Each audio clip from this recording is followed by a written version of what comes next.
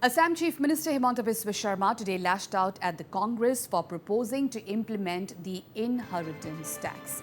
Addressing the media in Kokrajhar before heading to Borpeta, Chief Minister Sharma said implementing the inheritance tax will severely affect the middle class.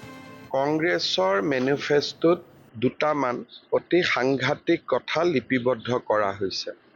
আপোনালোকে জানে যে আমাৰ ভাৰতত আমি যেতিয়া ডাঙৰ হওঁ তেতিয়া আমাক দেউতা মাই ঘৰৰ কিবা নহয় কিবা সম্পত্তি দিয়ে বা আমিও চেষ্টা কৰোঁ যে আমাৰ জীৱনকালত আমি কিবা এটা কৰোঁ আৰু আমাৰ ল'ৰা ছোৱালীৰ কাৰণে কিবা এটা যাতে এৰি থৈ যাব পাৰোঁ। কংগ্ৰেছে কৈছে যে মোৰ দেউতাই যদি ল'ৰা ছোৱালীক কিবা মোক উপহাৰ দিয়ে, মাটি দিয়ে, সোণ দিয়ে, গাড়ী দিয়ে, তেতিয়াহ'লে সেই সম্পত্তিৰ মূল্যৰ 50% কৰ দিব লাগিব। সেইটো কোৱা হৈছে ইনহেৰিটেন্স টেক্স। আৰু এই টকাবোৰ তেওঁলোকে ক'ত খৰচ কৰিব আমি সকলোৱে জানো।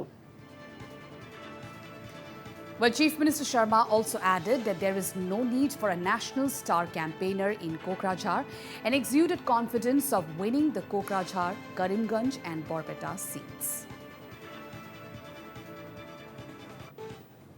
নাড্ডা ডাঙৰী আহি গ'ল, অমিত শ্বাহ ডাঙৰী আজি আহিছে, মোদী ডাঙৰীয়া কেইদিনমান আগতে আহি গ'ল।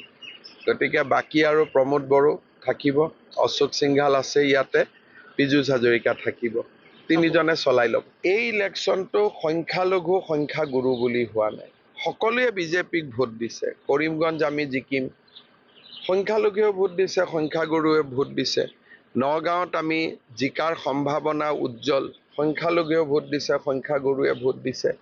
আৰু কোকৰাঝাৰততো ট্ৰেক্টৰ আছে, ট্ৰেক্টৰততো সংখ্যালঘু সংখ্যাগুৰু সকলোৱে আগৰ পৰাই ভোট দিয়ে।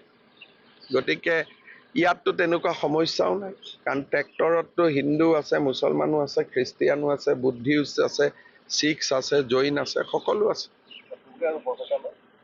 ধুবুৰীত মই এতিয়ালৈকে যোৱা নাই, বৰপেটাত মই আজি কৰিম। বৰপেটাখন আমি অনায়াসে জিকিম। ধুবুৰীত মোৰ পৰহিৰ পৰা কেম্পেইন আছে, তেতিয়া মই গম পাম ধুবুৰী পৰিৱেশ।